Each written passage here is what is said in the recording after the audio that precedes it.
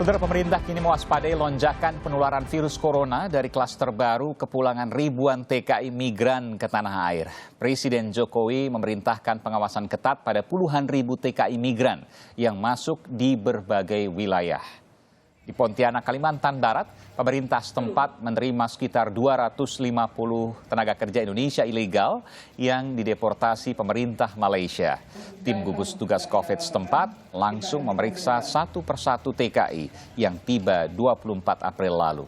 Pemerintah mencatat sekitar 80.000 TKI migran berhasil kembali ke tanah air, termasuk tambahan 16.000 yang diperkirakan akan segera kembali.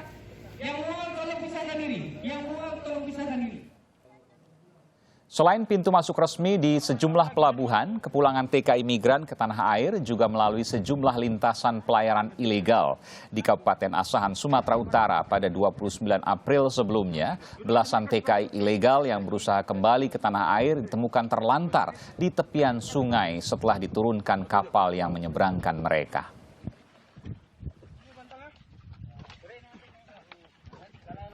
Kita harus melakukan monitor secara ketat potensi penyebaran di beberapa klaster. Ada klaster pekerja migran, klaster jemaah tabligh, ada klaster gua, ada klaster rebesan pemudik, ada klaster industri. Ini perlu betul-betul dimonitor secara baik. Kita lihat bahwa pekerja migran Indonesia, laporan yang saya terima, sudah 89.000 yang sudah kembali dan akan bertambah lagi kemungkinan 16.000. Ini betul-betul harus ditangani, dikawal secara baik di lapangan sehingga jangan sampai muncul gelombang kedua. Saudara, seberapa besar dan bagaimana penanganan gelombang kepulangan tenaga kerja Indonesia migran yang dinilai berpotensi besar menjadi klaster penyebaran baru virus corona di Indonesia? Kita tersambung dengan Koordinator Fungsi Penerangan Sosial dan Budaya KBRI Malaysia di Kuala Lumpur, Agung Cahaya Sumirat. Selamat malam, Mas Agung. Selamat malam, Mas Aiman. Iya, dari KBRI di Malaysia, Kuala Lumpur. Saya ingin bertanya, dari hampir 80.000 TKI Indonesia yang berada di Malaysia, sudah berapa banyak yang pulang?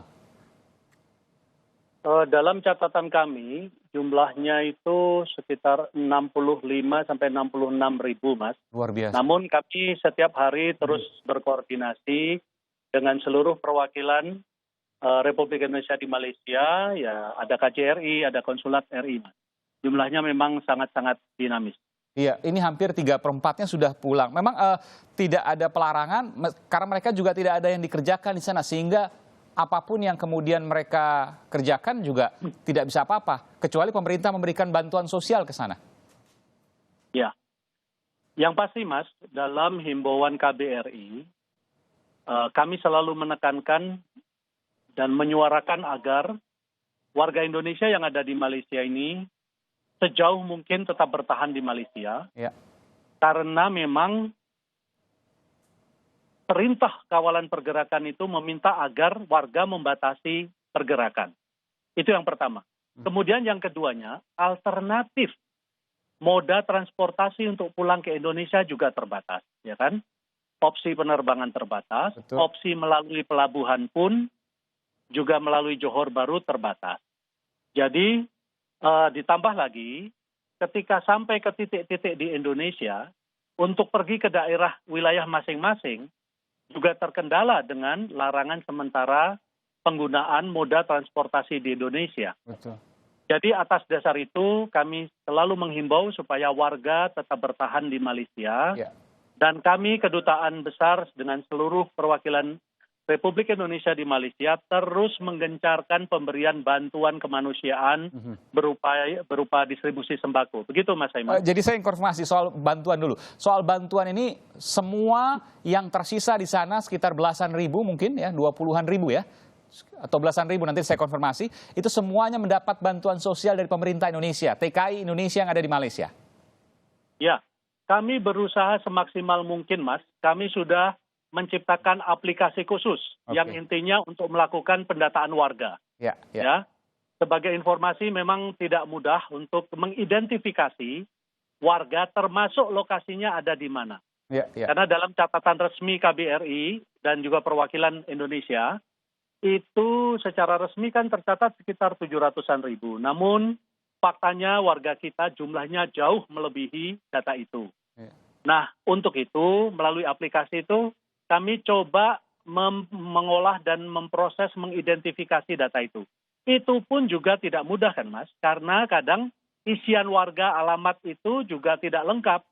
Yang ada kami harus melakukan verifikasi melalui berbagai level. As of hari ini jumlahnya udah lebih dari 400-an ribu yang terdaftar Mas. Baik. Dan kami harus memverifikasi satu persatu. Baik, gitu, Pak Agung, kami mempunyai visual Pak Agung. Ada TKI yang berupaya untuk pulang sampai harus menyeberangi sungai. Karena kita tahu bahwa Malaysia akan memberlakukan lockdown di sana ya. Berbeda dengan Indonesia yang pembatasan sosial berskala besar. Di sana tentu lockdown, saya tidak tahu, tapi harusnya lebih ketat di sana. Bagaimana kemudian mereka bisa tetap keluar, tetap nekat, kemudian pulang ke Indonesia? Adakah kemudian cerita yang bisa dibagikan dari KBRI di Malaysia terkait ini? Ya, tentu kami tidak mengharapkan sama sekali ada warga yang mencoba menempuh melalui jalan ilegal. Dan itu terjadi Pak Agung, karena, ini kami punya visualnya. Ya, betul. Kami paham. Namun itu, sekali lagi Mas, kami betul-betul tidak tahu pergerakan yang seperti itu. Tapi bahwa kemudian itu terjadi, kami akan terus menjalin kontak dengan otoritas Malaysia untuk mencoba mencari tahu kalau memang warga itu masih di wilayah Malaysia, ya bagaimana caranya lah. Itu kami akan coba pendekatan ke pihak Malaysia supaya bisa membantu melokalisir warga tersebut. Namun kalau warga tersebut sudah ada di wilayah perairan Indonesia, ya tentu kami akan koordinasi juga dengan aparat yang ada di Indonesia. Begitu Mas. Iya, terakhir saya boleh kemudian menjamin, mengonfirmasi bahwa warga Indonesia yang menjadi TKI, karena kita tahu yang terbanyak adalah TKI di Malaysia dan juga Taiwan, dua negara ini. Ya, tapi Bapak kemudian ada di Malaysia.